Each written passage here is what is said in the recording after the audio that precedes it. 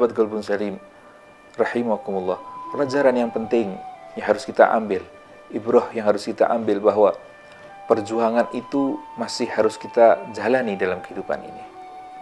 Kata Bung Karno, kemerdekaan itu adalah jembatan emas.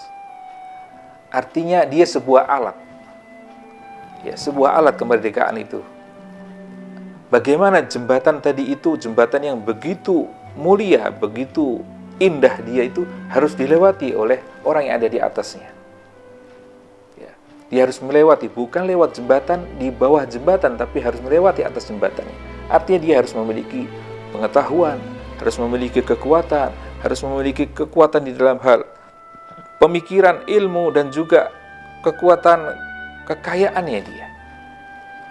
Ya, negara yang begitu luar biasa ini, Indonesia, dari kata Indus dan Neos katanya. Dalam bahasa Yunani, Neos itu artinya kepulauan.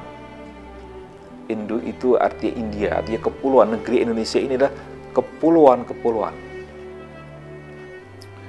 Alhamdulillah, kita patut bersyukur kepada Allah Subhanahu wa ta'ala. Allah memberikan kemerdekaan bagi negara kita. Artinya kita bebas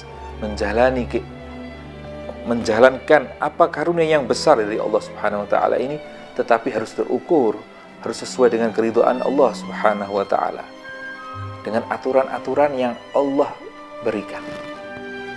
Mana yang baik dan mana yang buruk, mana yang sesuai dengan kebudayaan negeri ini, mana yang tidak. Harus kita bisa memilahnya. Tidak bisa kita harus mencontoh kebenaran atau kebaikan itu lewat negeri lain. Tidak bisa.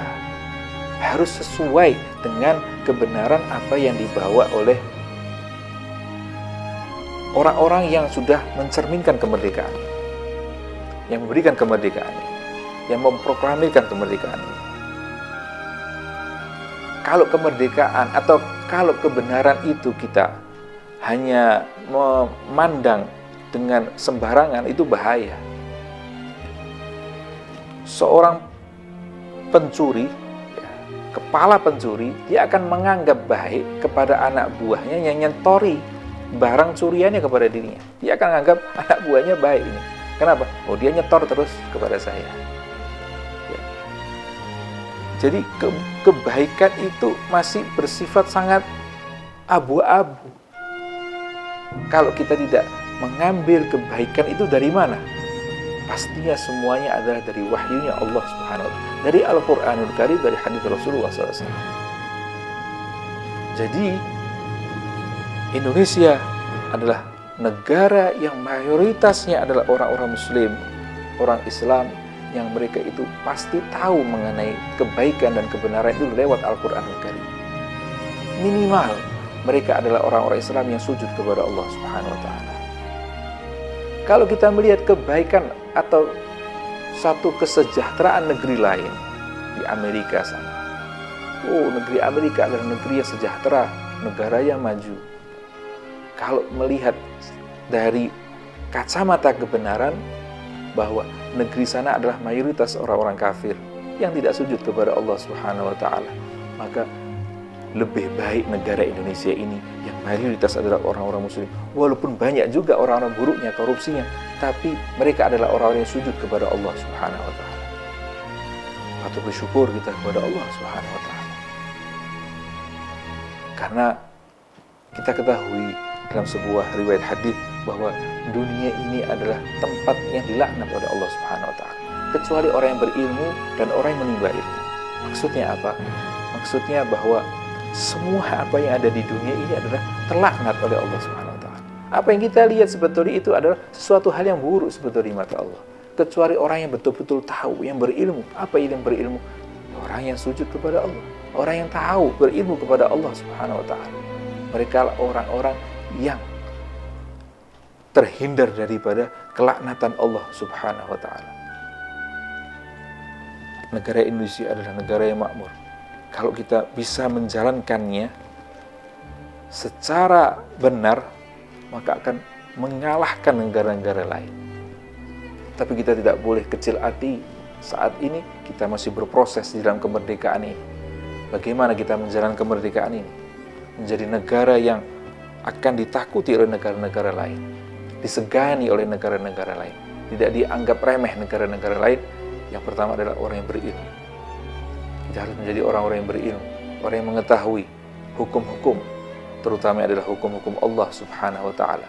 Ketika manusia mengetahui hukum-hukum Allah, dia akan menjalankan keharmonisan di dalam kehidupan negara itu, menjadi negara yang baldatun thayyibatun wa rabbun ghafur, negara yang dicintai, diridhai oleh Allah Subhanahu wa Ta'ala, yang penuh dengan ampunan Allah Subhanahu wa Ta'ala.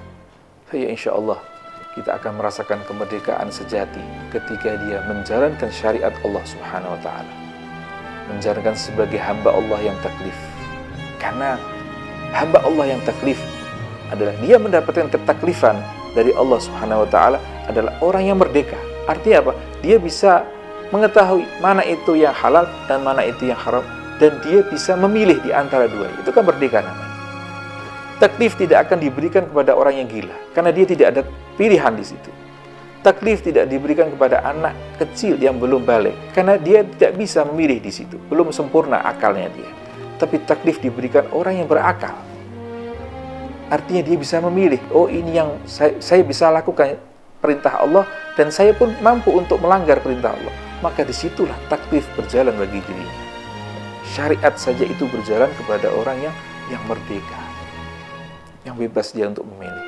Insyaallah kita menjadi hamba-hamba Allah yang bisa merasakan karunia Allah yang besar ini bagi bangsa Indonesia ini, itu kemerdekaan yang diberikan oleh Allah Subhanahu wa Ta'ala. Semoga umur yang sudah mencapai 75 tahun ini menjadi negara yang semakin makmur dan diangkat oleh Allah Subhanahu wa Ta'ala, berbagai masalahnya diberikan solusi oleh Allah Subhanahu wa Ta'ala, dan dimunculkan manusia-manusia yang diridhai oleh Allah Subhanahu wa Ta'ala, seorang pemimpin-pemimpin yang bisa mengantarkan masyarakatnya menuju sebuah kesuksesan, menuju masyarakat yang merdeka, yang sejati.